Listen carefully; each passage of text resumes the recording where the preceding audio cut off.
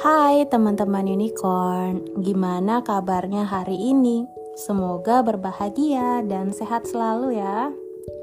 Di episode podcast kali ini, aku akan membahas mengenai peta garis waktu. Jadi sebenarnya judul ini tuh kayak serem gitu ya. Bukan berarti materi ini bakalan kasih tips yang bisa seajaib kantong Doraemon. Tapi mencoba untuk memahami alam semesta yang sebagai tempat kita tinggal ini ya. Oke, kita mulai aja ke pembahasannya. Diri manusia itu terdiri dari unsur-unsur yang hampir serupa dengan penyusun alam semesta. 3,2% tubuh manusia mengandung nitrogen, 9,5% mengandung hidrogen, 18,5% mengandung karbon, 65% mengandung oksigen, 0,3% belerang, 0,2% klorin, 0,1% magnesium, dan unsur-unsur lainnya tidak bisa disebutkan semuanya. Jadi bisa dibilang, di dalam tubuh kita saat ini ada unsur-unsur yang berusia miliaran tahun dan berasal dari sebuah bintang di masa lampau yang telah mati. Dalam beberapa kepercayaan spiritual, alam semesta ini tidak berawal dan tidak berakhir. Hanya saja ketika memulai proses kehidupan baru akan mengalami pengulangan yang serupa dan berproses menjadi lebih baik lagi daripada sebelumnya. Jadi tak ada kata akhir dalam perjalanan bersama semesta ya teman-teman. Ini berarti faktanya alam semesta juga hidup di dalam diri kita. Kita adalah bagian berpikir dari alam semesta. Pada intinya, semua manusia itu spesial karena kita mempunyai bahan penyusun yang sama. Untuk kamu yang merasa tidak berharga, percayalah bahwa hidup bukan hanya tentang suka dan duka, melainkan sebuah perjalanan. Bahkan sel darah putih atau leukosit yang ada di dalam tubuh kita melayani diri kita loh, yakni melindungi tubuh dari infeksi dan penyakit. Jadi sudah semestinya kita tahu diri, berjuang dan bertahan apapun masalah hidup yang kita alami. Oke, kita balik lagi ke pembahasan utamanya ya, yaitu peta garis waktu. Dapat kita rasakan melalui DNA leluhur.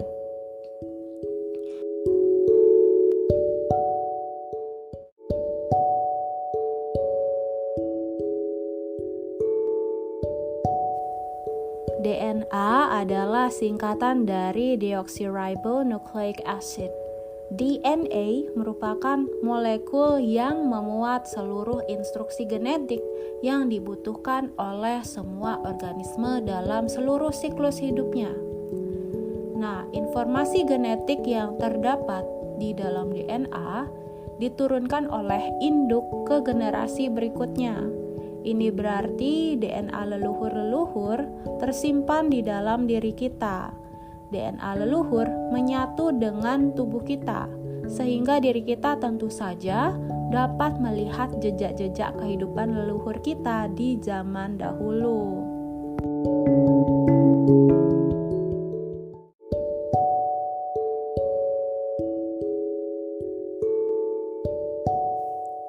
DNA leluhur yang menyatu dengan diri kita dapat memberikan informasi mengenai past life. Pendekatannya dapat ditelusuri melalui terapi past life regression.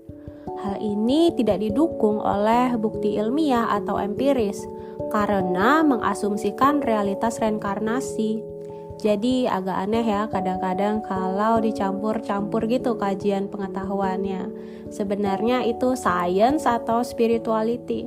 Tapi memang nenek moyang atau ibu dari semua ilmu pengetahuan adalah ilmu filsafat ya teman-teman. Tapi dalam spiritualitas diri kita menemukan adanya reinkarnasi. Filsuf René Descartes menyadari masalah ini dan dia berpendapat bahwa jiwa dan tubuh berinteraksi di kelenjar pineal atau orang-orang spiritualis sering menyebutnya sebagai third eye atau mata ketiga. Pembela reinkarnasi juga menunjukkan pengalaman deja vu.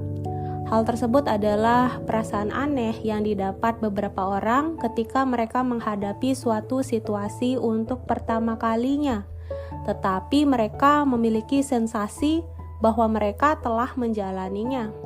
Nah, pengalaman deja vu juga dapat dijelaskan sebagai contoh kriptomnesia, yaitu ketika seseorang menyimpan beberapa datum sensorik dalam ingatan mereka, tetapi segera menghilang dari ingatan sadar. Nah, diri kita hanya dapat mempercayai past life ketika pernah mengalaminya. Jika tidak, tentu saja ini hanyalah omong kosong belaka.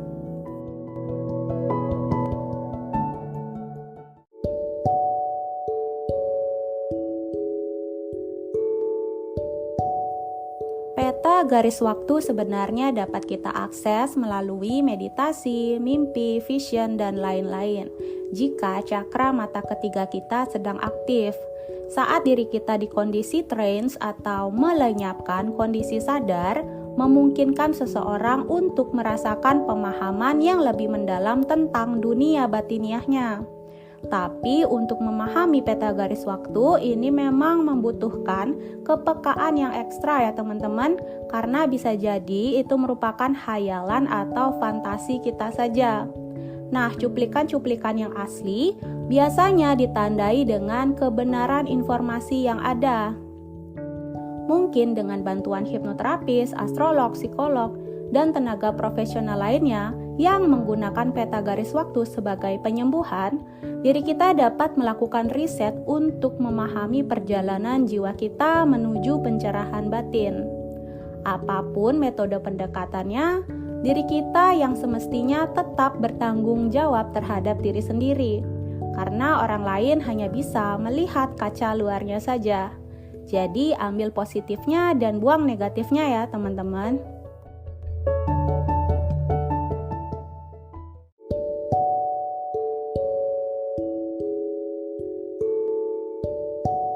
Di sisi lain, molekul DNA ini terlihat sangat mirip dengan bentuk nebula di arah konstelasi Ophiuchus dekat pusat galaksi kita, yaitu nebula helix ganda atau double helix nebula.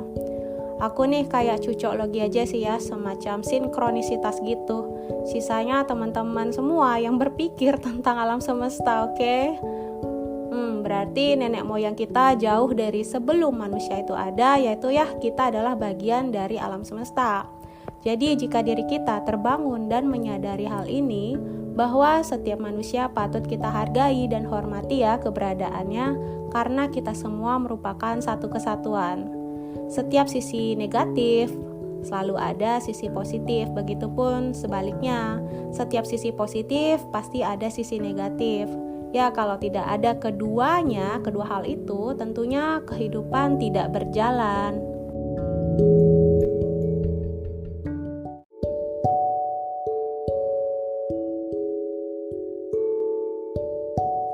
Nah, kita lanjut lagi koneksi kita dengan leluhur kita. Karena DNA mereka kita bawa sepanjang perjalanan kita bersama semesta. Trauma-trauma kehidupan di masa lampau, di masa dalam kandungan, dan masa kanak-kanak hingga dewasa, serta rantai kebencian dalam keluarga yang belum terselesaikan, dapat kita sembuhkan dengan cara meningkatkan kesadaran diri kita. Mungkin jika kita menyadari mengapa kondisi keluarga kita tak begitu harmonis, itu karena hubungan generasi ke generasi tidak baik dan masih menyimpan penderitaan di dalamnya. Memaafkan anggota keluarga kita perlu dilakukan dan sangat penting. Hal tersebut ialah untuk pertumbuhan dan kedamaian diri kita sendiri dan juga untuk generasi berikutnya agar tidak mengambil trauma yang sama. Trauma keluarga kita yang belum terselesaikan berlanjut melalui kebencian kita terhadap generasi sebelumnya. Dapat disebut juga ancestral karma. Dengan memahami dan memaafkan kekurangan setiap anggota keluarga kita, maka kita akan memutus siklus penderitaan tersebut. Tapi bukan berarti Jika diri kita memaafkan dan mereka melakukan level kesalahan yang sangat fatal, kita malahan mau tinggal bersama mereka. Bukan seperti itu ya teman-teman. Kita harus menjaga jarak ya dengan mereka karena mereka mengakibatkan trauma dan luka-luka yang belum tentu bisa sembuh di kehidupan sekarang. Intinya memaafkan dan penerimaan itu sangat kompleks pengertiannya. Sesuaikan dengan keadaan hidup masing-masing saja ya. Dan berkat perjalanan penyembuhan kita, anak-anak, cucu-cucu, cicit-cicit, dan seterusnya tidak akan menanggung beban yang sama. Sudah semestinya diri kita segera menyadari bahwa rantai anggota keluarga adalah sangat penting untuk dibuat damai, harmonis, dan tentram.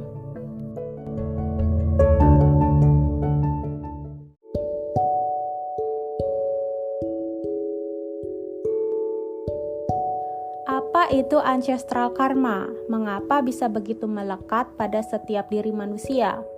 Nah, dalam konteks ancestral karma, keyakinan yang mendasarinya adalah bahwa tindakan atau pengalaman nenek moyang kita dapat mempengaruhi kehidupan kita saat ini.